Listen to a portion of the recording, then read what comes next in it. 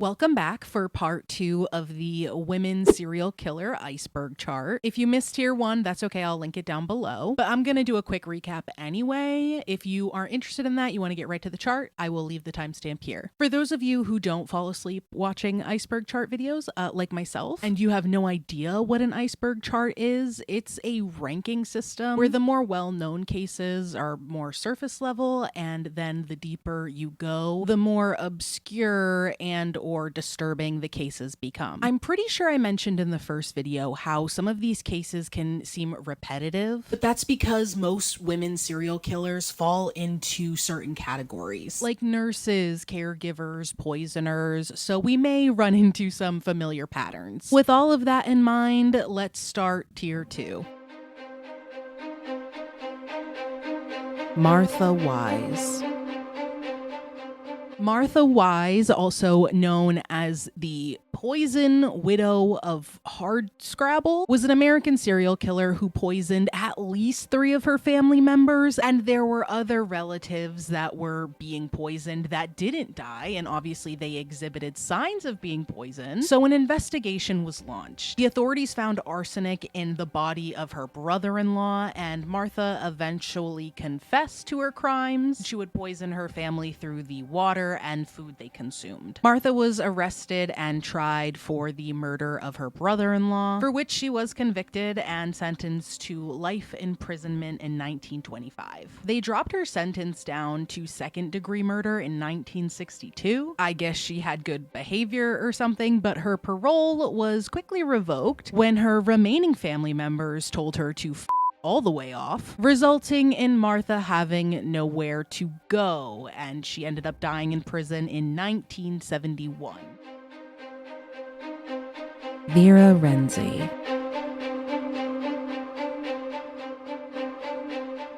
Born in 1903, Vera Renczi led a life of deceit, manipulation, and murder, driven by jealousy and a pathological need for male companionship. Throughout her life, Renczi had a flurry of tumultuous relationships, marked by suspicions of infidelity, which fueled her violent tendencies. Renczi's first husband died in 1920 after she poisoned him with arsenic. If you take one thing away from the women serial killer iceberg, you will learn that the gals loved arsenic. After his death, she quickly married a second husband, but then he disappeared mysteriously without a trace, just vanished. Over the next several years, she had multiple affairs, each of which ended with a sudden disappearance or sudden death of her lovers. All of them were poisoned, and she just covered up their deaths with lies, claiming that they had abandoned her. The authorities finally caught on after Renczi poisoned her last lover. That lover's wife, who was not Miss Renczi, by the way, just to clarify, was suspicious of her husband's disappearance and pushed the police to investigate it further, which eventually led to the discovery of a locked cellar in Renczi's home. Inside were 35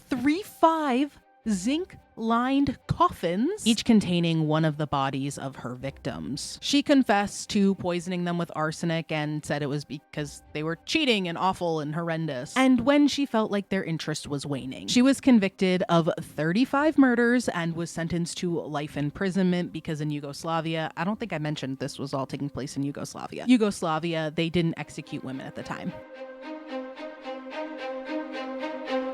Marybeth Tinning.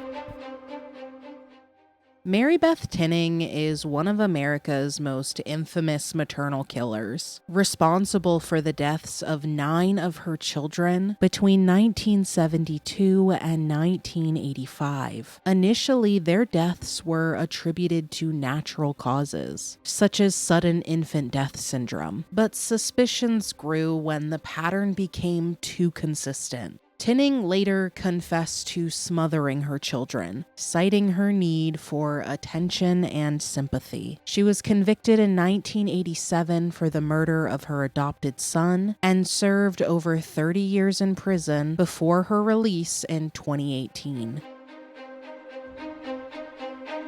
Martha Beck. Martha Beck, one half of the Lonely Hearts Killers, committed a series of murders with her partner Raymond Fernandez in the late 1940s. The duo targeted women through personal ads, with Fernandez posing as a charming suitor to gain their trust. Once lured in, the women were swindled and, in some cases, brutally murdered.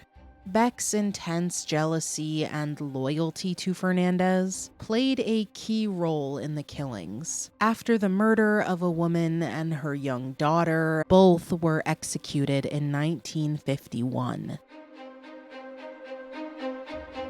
Dana Sue Gray. Dana Sue Gray murdered 3 elderly women and attempted to kill a 4th in California in 1994. Motivated by financial greed and a desire to fund her shopping sprees, Gray targeted vulnerable women, strangling or bludgeoning them in their homes before stealing their credit cards and belongings. Gray was arrested after her final victim survived and identified her. She showed no sign of remorse and was convicted and sentenced to life in prison without parole, making her one of the few female serial killers driven by materialistic motives. Anna Marie Hahn. Another female motivated by money was Anna Marie Hahn, also known as the Arsenic Queen. She was a German immigrant who preyed on elderly men in Cincinnati, Ohio during the 1930s. Under the guise of a caregiver, she poisoned her victims with arsenic, stealing their money and valuables. Hahn is believed to have killed at least 5 men, though she was suspected of more. Hahn was eventually caught after one victim's sudden death led to an investigation. She was convicted in 1937 and became the first woman executed in Ohio's electric chair. Lavinia Fisher. I don't know where this part of the video went, but yeah, as I mentioned, this is Lavinia Fisher. She's often called America's first serial killer, and she operated an inn near Charleston, South Carolina with her husband John Fisher in the early 1800s. The Fishers allegedly lured travelers back to their inn, drugged them with poisoned tea, and then killed them to rob them. However, much of the evidence against them remains circumstantial, and the extent of their crimes is debated. In 1820, the Fishers were arrested for highway robbery, which was a capital offense at the time, and they were convicted. Lavinia and her husband were both hanged. I wasn't sure if I wanted to add this one because historians aren't really clear on whether or not she fits the definition of a serial killer, but she is on a lot of the lists that I was looking at when looking for women serial killers, so I figured I'd add her to the list, just with that little caveat. Beverly Allitt. Beverly Allitt? Beverly Allitt was a British nurse convicted of killing 4 children and causing grievous bodily harm to 6 others, all while working at a hospital in 1991. She administered lethal doses of insulin or air injections to her young patients, and her crimes were believed to be motivated by Munchausen by proxy, a psychological disorder that drove her to harm others to gain attention and sympathy. Beverly was sentenced to 13 life terms in prison. Catherine Monvoisin. Catherine Monvoisin. Sorry, French-speaking folks. I regret to inform you that it is indeed all downhill from here. She was also known as La Voisine and was a fortune teller in the late 17th century. She was a central figure in the infamous, I'm sorry, I'm gonna butcher this, Affaire des Poisons. I'm trying really hard with that. Probably butchered it, but it was a major murder scandal in France during the reign of King Louis XIV. Catherine became notorious for providing poison poisons, aphrodisiacs, and abortion services to her wealthy clients, many of which were a part of the French aristocracy. Lavousine was believed to have murdered an estimated 1,000 to 2,500 people, though of course the real number remains unclear. One of her more notorious clients was Madame Montespan, the royal mistress of King Louis XIV. She allegedly sought Lavousine to help her regain the affection of the king, and even arranged for an attempt on his life. I don't know what came first, the chicken or the egg, or set up the attempt on his life first, and then when that failed, she was like, oh, well, maybe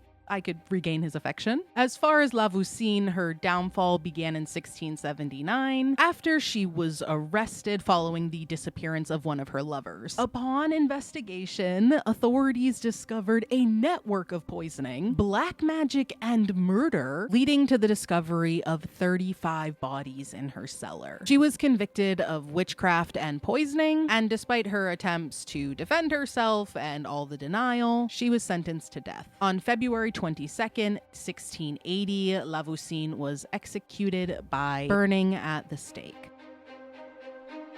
Juana Barraza.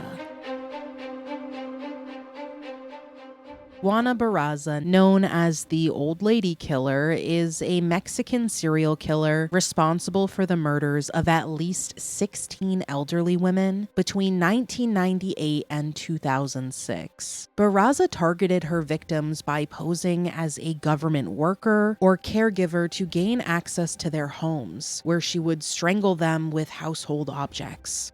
Her crimes were driven by her deep hatred of her abusive mother, whom she blamed for her traumatic childhood.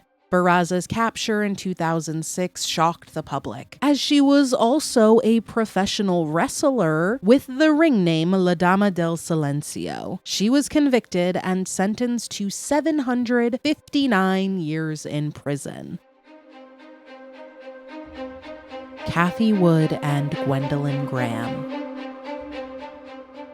Cathy Wood and Gwendolyn Graham, also known as the Lethal Lovers, were a killer duo responsible for the murders of at least 5 elderly patients at a Michigan nursing home in 1987. The murders were part of a twisted love game, with Graham allegedly smothering victims while Wood acted as a lookout. They chose victims whose name could spell out the word murder, which really shows the level of crazy and heartless we are dealing with here. The pair's relationship eventually soured, leading Wood to implicate Graham as the primary killer, while portraying herself as a manipulated accomplice. Graham was sentenced to life in prison without parole, while Wood received a lighter sentence and was paroled in 2020. Lizzie Halliday. Lizzie Halliday, often called the worst woman on earth, was a 19th century serial killer active in New York. In 1893, she was convicted of killing her husband, Paul Halliday, and 2 women were discovered buried on her property. She was also suspected of killing 2 of her previous husbands and setting fire to buildings for insurance payouts. She had exhibited a lot of erratic behavior that aroused suspicion and speculations about her mental state, which led to the investigation, and she became the first woman sentenced to death in the electric chair. However, her sentence was dropped down to life imprisonment in an asylum due to her apparent insanity.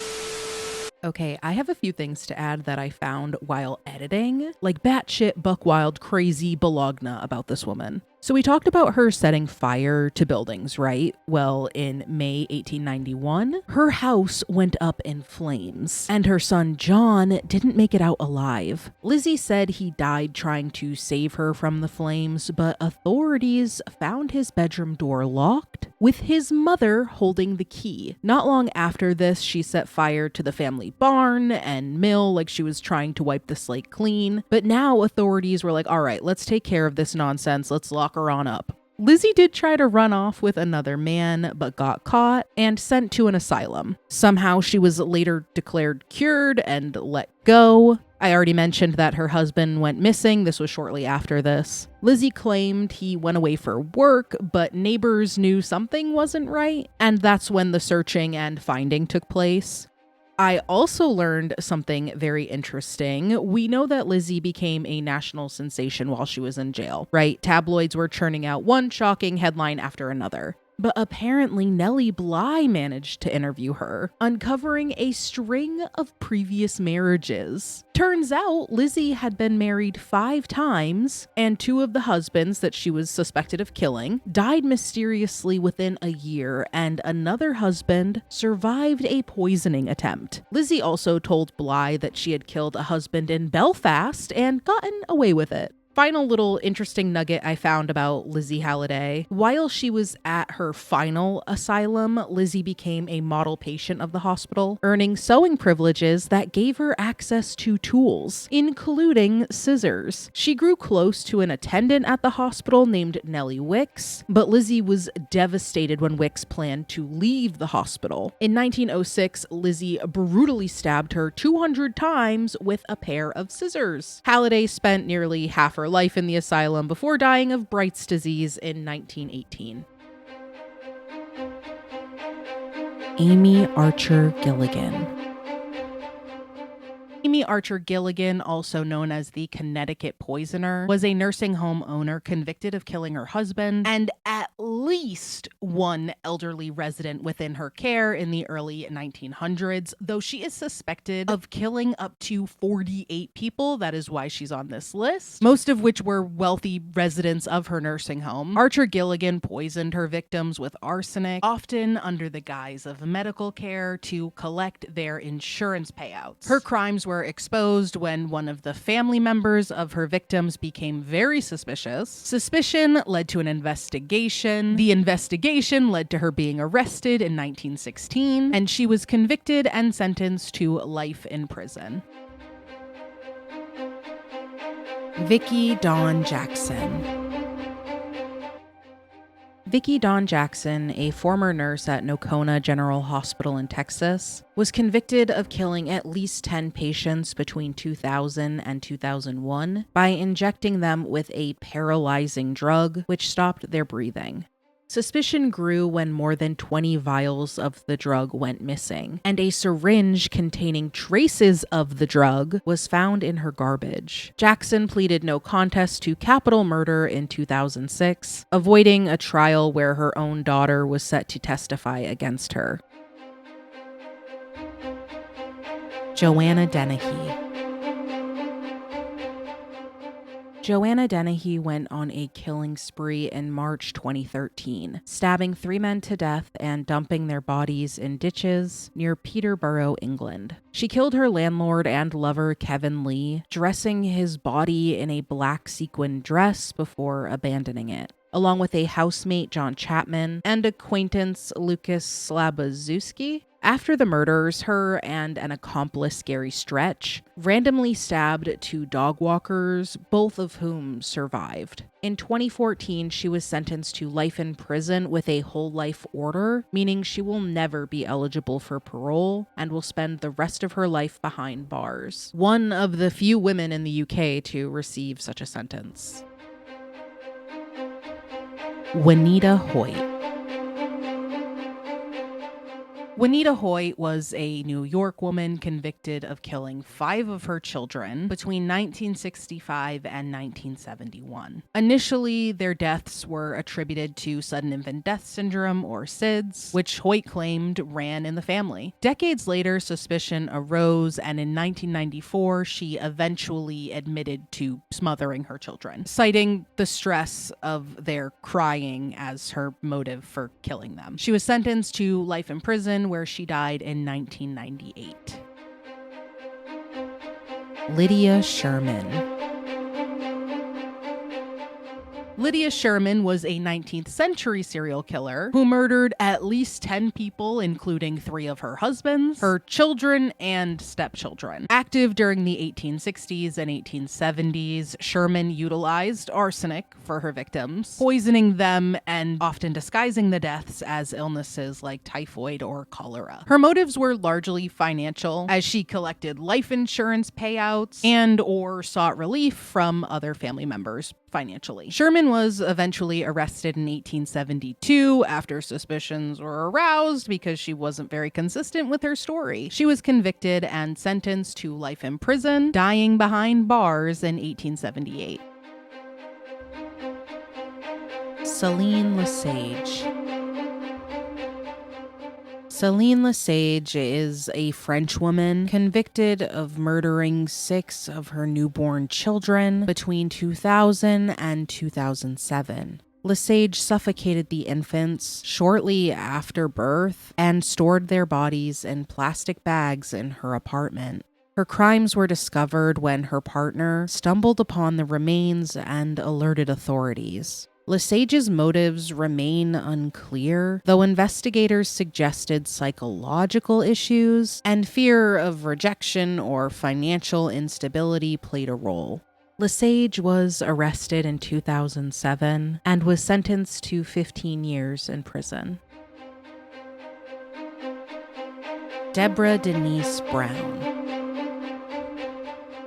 Debra Denise Brown was one half of a deadly killing duo with her partner Alton Coleman. Together, they embarked on a 6-state crime spree across the Midwest in 1984, committing a series of murders, rapes, and kidnappings. Brown and Coleman's victims included adults and children, often chosen at random, and their methods were marked by extreme brutality.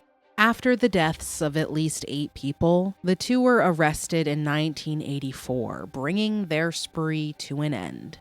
Brown was convicted of murder and sentenced to death, later being reduced to life imprisonment. Genene Jones. Genene Jones, a former nurse, is believed to have killed up to 60 infants and children under her care during the 1970s and 1980s. She injected them with a powerful paralytic that stopped their breathing. Despite a suspiciously high number of child deaths at Bexar County Hospital, no investigation was initially conducted, and she was quietly forced to resign. Genene later took a job at a pediatric clinic in Caryville, Texas, where she was caught tampering with medication and charged with poisoning 6 children, ultimately receiving a 99-year sentence in 1985 for the murder of a 15-month-old girl. Due to a law aimed at reducing prison overcrowding, she was set for early release in 2018, but prosecutors were not letting that happen and charged her with additional murders, rightfully so, to keep her behind bars. In 2020, she pleaded guilty to killing 11-month-old Joshua Sawyer and was sentenced to life in prison, ensuring she will likely never be released.